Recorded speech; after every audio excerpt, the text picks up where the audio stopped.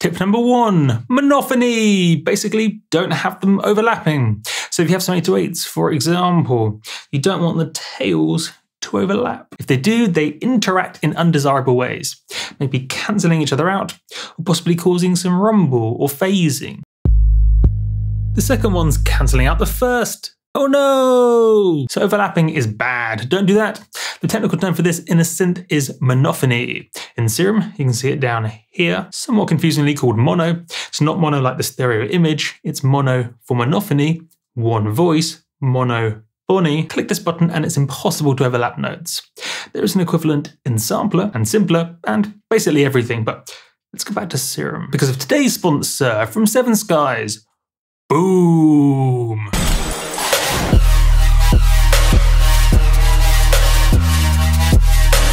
808s in Serum. More about that though soon. Tip number 2. Tip number 2 is play in key. If your track's in G, maybe play a G or another letter. It depends on the music theory. It may sound obvious, but most 808s have a note. And therefore, if it has a note, you should generally play this in the right key.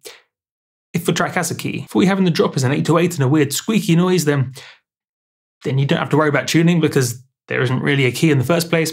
But if the track does have a key, if you do have some chords or a combination of notes, make sure your 808's in key. If you're doing this in audio, you can tune it, say here in Ableton, or maybe by setting the root note in a sampler. Note, before you do this, you'll need to know the original pitch of the sample, the best sample packs, such as today's sponsor, write this on the file name, as you can see here. The very best giving you multiple options. So you can choose either the closest one to the note you want, or if you're loading into a sampler, you can choose the lowest note you can. And that's one of the reasons why I love this pack. You get these C0 samples. So if you want to play it in a sampler, you'll get the highest quality by loading in a C0, and then setting the root note, or the root key, C0. Therefore, the sampler plays in tune. Boop-a-doop-a-doo. I can play any note on the keyboard and it will come out on the right pitch. Ooh, the second half to point number 2.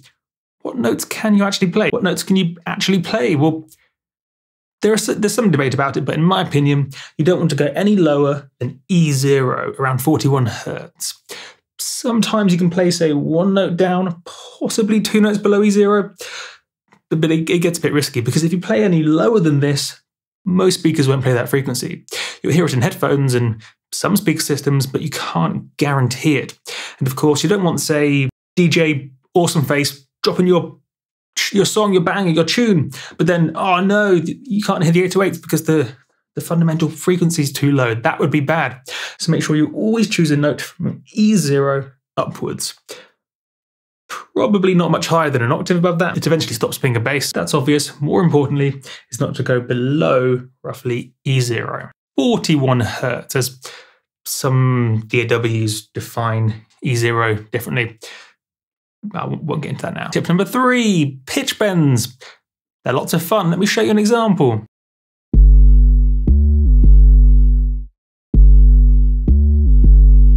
Now you can do this in a sampler, but it's generally better quality to do it in a synth, such as Serum here, setting the pitch bend limits here in the bottom left corner. You probably want to choose a logical number, a logical interval, such as say an octave, 12 semitones, a perfect fifth, 7 semitones, or maybe just 2 semitones, or even 5, but it's generally best to start with 12, then 7, and then maybe try 2 or 5, as these are mathematically the most natural intervals in music. Tip number 4, legato. It's a technical sounding word that technically means different things in different synths. It's not standard, but the general idea in a synth is that if you have legato triggered, the modulation won't restart if you overlap notes. I'll say it again. With the legato on, if you overlap notes, the modulation won't restart when you trigger the second overlapped note. Take a look at these, for example. With legato on, the modulation starts here, but it doesn't restart when the second note happens here. So you can create these melodic patterns, almost separating the note information, the harmonic information, from the attack information, the modulation defining the start of the 808. This is probably the best way to take your 808s beyond what the average user's doing. It's really, really cool. It's called legato. All of these details, of course, configured in today's sponsor, Boom! From Seven Skies, in my opinion, the best pack right now for 808s.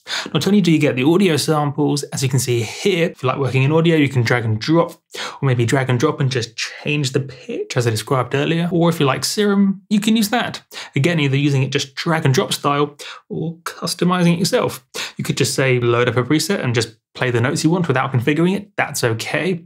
Or you can customize it, either simply with the macros, incredibly well engineered macros, as you can see. It's not just one thing mapped to one thing, it's one thing mapped to multiple things, configured with the curves too. I mean, as I'm sure most of you know, Seven Skies designed some of the original presets for Serum.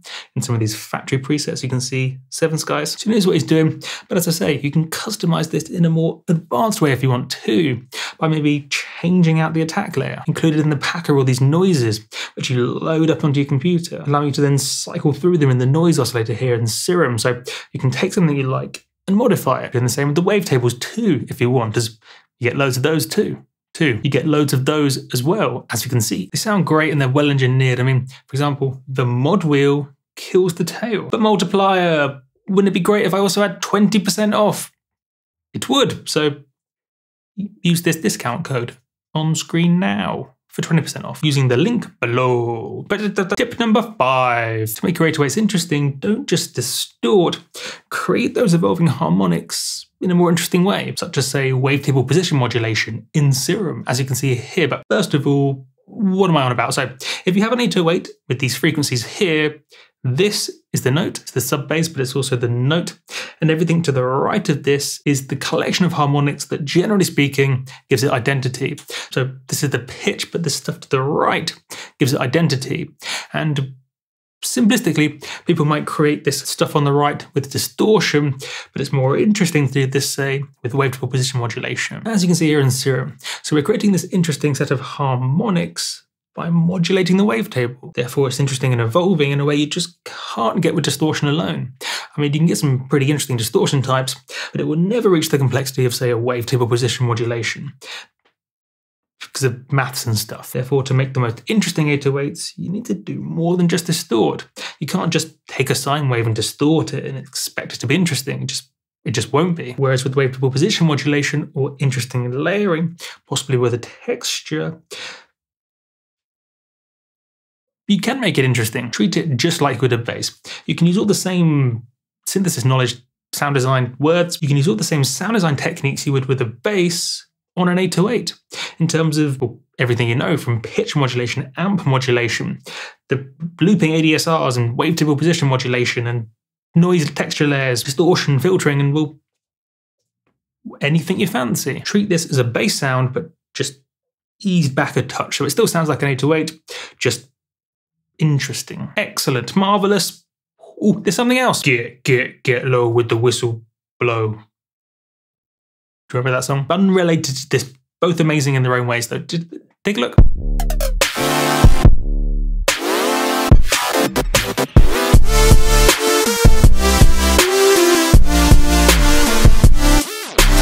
Ooh, excellent. I mean, take a look who else enjoys it. That's a bad sentence. Take a look at who else enjoys it. Again, link in the description below. I absolutely love it. From Seven Skies, which 98% of you probably, so I don't know the exact percentage, 90-something% of you will already have heard of anyway. So do check it out. Links in the description below. My name is Multiplier. I shall catch you guys on the flippity flip.